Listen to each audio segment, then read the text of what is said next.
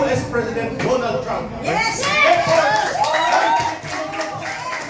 Mula sa grupong na buo, Kado Panginawan na ang kanyang puso ay nasa Amerika pa. Kado Panginawan, bumalik sa Pilipinas at nagsulak sa mga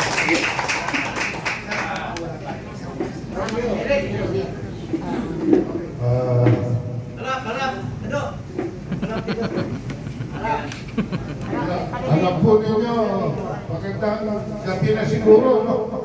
Magandang hapon sa inyo lahat. Gusto ko lang sabihin kay Mike na nung ako ay naging student leader, ako nahinak bilang Pangulo ng College Senators Bill na chairman ng Youth for Marcos re-election noong 1969. At ang aking handler, ang pangalan, Matt Defensor. Kung gusto mo ko sa tatay mo, sabihin mo si ano.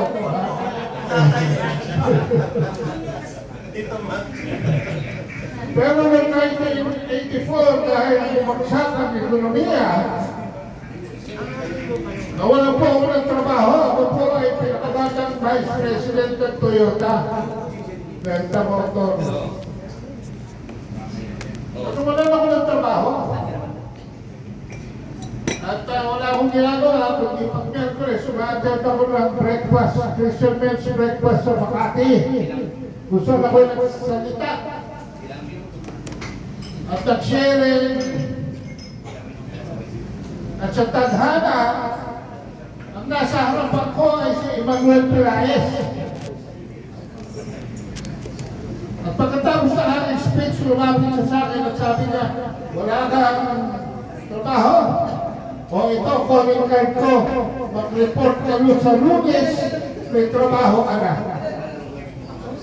Pero sabi ko, hindi po ako smile in financial scandal. Your voice, Mr. President, can help make the difference.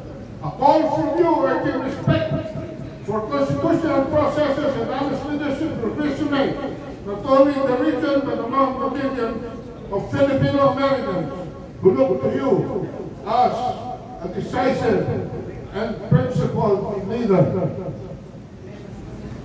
Medyo mahaba pa ho, pero tatapusin na natin doon. Naghihintay na lang po kami ng signal from the White House Chief of Staff, Susan Wiles, and the rest will be history. Maraming salamat. Maraming salamat kay Kado Panginawan. Last na po ito, thank you Kado, and we will have Attorney Manny Luna, isa po sa Executive Committee or Executive Council ng Philippine Alliance for National Accountability as introduced kanina ni Secretary and General Hermogenes Esperon. Sir, take it away for the final part. Magandang gabi, mga kasama. Hindi lang siya adik din sa pagtanakaw ng salapi ng taong bayan. Napakasamang tao. Hindi talaga karapat-dapat at kailangan na bumaba. First and foremost, I would like to express my thanks to former Congressman Jing Paras, ang aming utak at leader sa kapilan ng mamayang para sa bayan, for the people. And of course, kay Ricelis, kasama natin ng mahabang panahon na sa mga rallies against Marcos. Secretary Jun Esperon, former Chief of Staff of the Armed Forces of the Philippines. Pumunta na rin kanina nagsalita na si former Congressman Mike Defensor. At andito rin ang ating mga ibang mga guests at mga lumalaban para sa bayan. Nagpapasalamat ako sa mga vloggers at mga kapwa ko Pilipino. Mahal ko ninyong bayan, mahal ko natin ang bayan. Ipaglalaban natin ang ating kinabukasan at kinabukasan ng ating mga anak. I've been to many wars, legal wars, and even real wars. Pinanganak po ako sa probinsya ng Basilan, Bar, in the 1970s. At alam ko,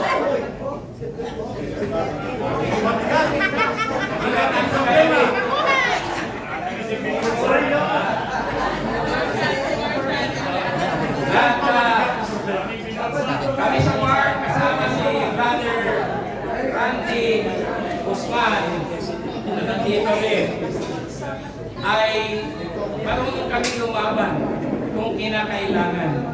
Lalong-lalo na pag tayo ay masyadong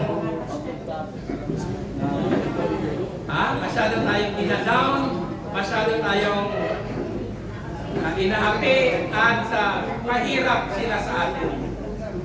Lalaban tayo dahil ang ating mga anak at mga apo, ay mga apo na rin kayo, ang iba dito, ay kailangan merong magandang bukas. This is the worst president ever sa history ng Pilipinas. Nahigitan na niya ang kanyang tatay. Nahigitan na niya ang iba na nangurakot din. At hanggang ngayon, tuloy-tuloy pa rin sila sa pagnanakaw. Kapipirma lang niya ng 2026 budget. Kunwari, nagbito ng 92 billion sa unprogrammed funds. Pero, maliwala yung bito na yon. Kasi ang unprogrammed funds, hindi naman technically part ng budget talaga eh. Unconstitutional yan, sabi ni Congressman Jing Paras, Congressman Erice, and even Laila de Lima, at ang iba. At ng ibang justices ng Korte Suprema. So, pag pinito niya yun, maliwala yun eh. Kasi standby fund lang yun eh. Hindi naman yun program funds. Ang dapat pinito niya sana, yung item or items under program appropriations. So, tingnan niyo pagkakaidor ni Marcos sa atin, niloloko pa rin tayo. Niloko na tayo noong 2023, nung pinirmahan niyang budget na walang bito. 2024 GAA, wala rin bito. 2025, pinirmahan niya, may bito, pero hindi naman sapat. Dahil nakalusot pa rin ang mga flood control projects, mga farm-to-market roads, at ibang mga maanomalyang proyekto pang infrastruktura. So, makakaasa kayo, makakaasa lahat ng Pilipino na si Atty. Manny Luna na lumaban noong time ni President Duterte sa mga korap bilang commissioner ng Presidential Anti-Corruption Commission ay iaalay pa rin ang kanyang serbisyo sa publiko para matanggal itong walang hiyang ito.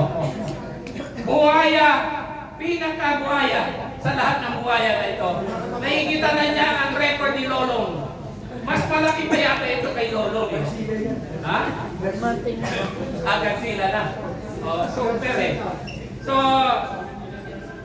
sa darating na mga araw, magkakaroon ng mga mobilization na napakalakas. We need you. Continue helping us, continue fighting. We have to defend democracy. We have to defend the Philippines. We have to save the Philippines from destruction. Masama itong pumasok sa ating bansa. He is an existential evil. Demonyo po ito ang kalaban natin. Hindi ito basta-basta. At hindi ko na kailangan sabihin kung sino yan. Alam na ng Pilipino. Negative siya sa lahat ng surveys na malalaki. Negative 3 sa isa, tapos negative 8 sa isa, tapos negative 27 sa isa. Sa latest survey, negative 27 yung cabinet sa Publicos Asia. Negative 8 sa Force Asia. Negative 3 sa SWS. Negative 8 sa NCR. Negative sa Visayas. Negative sa Mindanao sa lahat ng surveys except Balance Luzon. Pero bumaba rin siya sa Balance Luzon na pinilid niya. So, it goes to show that the boat is sinking. Tulungan po natin ating sarili. Labanan natin po itong Godzilla na ito. Itong super buhaya na to. Itong salot Pahirap sa atin ito. Bumaba ka na. Wala na naniniwala at nagtitiwala sa iyo. Resign now, Mr. Marcos. Maraming salamat po. Everybody po, mag-aawit po tayo ng isang awiting magbibigti sa atin, pero may nais na po final message mula sa grupong Masada at ang grupo nila Commissioner Adama ng dating Commissioner on Higher Education ay nagpapaabot po ng pakikipag-isa, nanonood siya. Invited po kayo sa grupo niya ng BPISD. Or sorry, VIPSD. Yun, sorry ha. Commissioner Ronald Alamat, you are invited po. At welcome kayo dito. At hindi lang po siguro na follow-up ang communication. Yes, nanonood daw sila ngayon. Ang VIPSD. Music din. At tayo po ay announcement na. Mitsubishi Adventures. Lilipat na. Okay. So we will have the short and final message and call to action from former USEC Ben Ranke, and then we will have our closing of the program. Mga kampilan! Kampilan na yan, ha? Mga kampilan! Tumayo si Tatay Digong dahil gusto niyang ng matinong pamumunuan.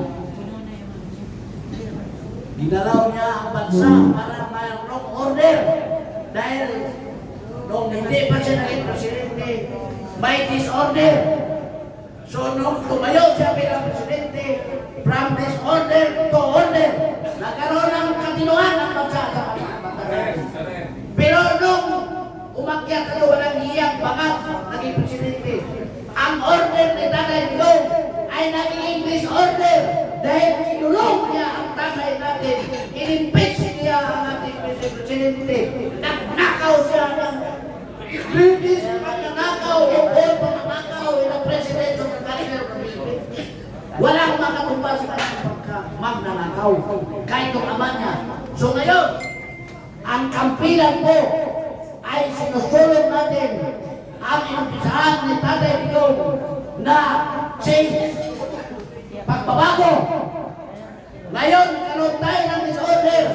Ang kampilan ay tutulong para sa order, katinuan. So, ang kampilan, Chris, sama mo, sundan. So, tigpaso na to ang mga loko-loko sa Pilipinas. Mababa natin ang bangang ng presidente. At tayo po ay magkaroon ulit ng order. Yan ang mission ng kampilan. Di ba? Salamat! So, ngayon po ay kayo. Maraming salamat kay Congressman Thank you, Congressman Jing. At maraming salamat kay Ben Yusek Ranke. Samahan niyo po si Dahil. Okay. Everybody. Lahat po kayo, hindi po ito ang huli nating pagtitipon. Narinig niyo po kanina ang panawagan ni Secretary Esperon, ni General Esperon. We will have a bigger, broader, and stronger alliances of all alliances under the coalition ng Sambayanang Pilipino, tinatawag ngayon na Philippine Alliance for National Accountability. Papanahin natin sila ng katotohanan, paninindigan at malakas sa pagsulong ng daluyong ng puwersa ng nagkakaisang mga mayagpag. Everybody, samahan niyo si Eric dito. Kay sarap mabuhay sa sariling bahay.